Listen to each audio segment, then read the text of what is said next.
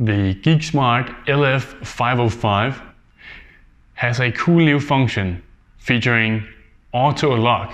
To activate auto lock, either install the auto lock module or use your smartphone to set up auto locking.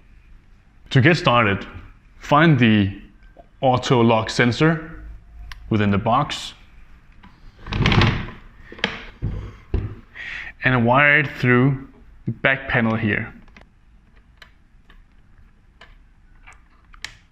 Alright, now that you have wired the sensor module wiring through the back panel, let's attach it to the interior side of the lock.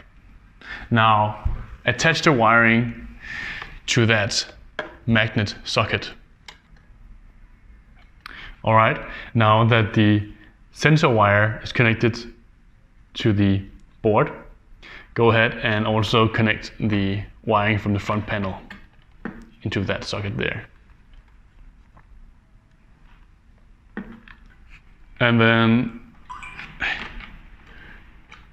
attach the interior side, there we go, and complete the installation.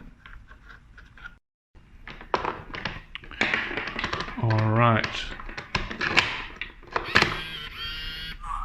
And we have a working door lock. Now, the auto locking module allows us to, well, unlock the lock, open, and the door will automatically lock itself. Remember to position the door frame module directly next to where the sensing module would be when the door closes.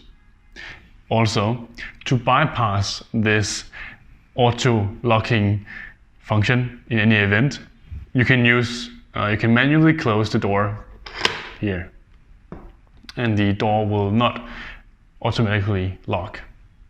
To activate the automatic door lock from the app, go to the lock interface. Now open the settings menu on the top right. From here, slide this little slider button here. Up, there we go.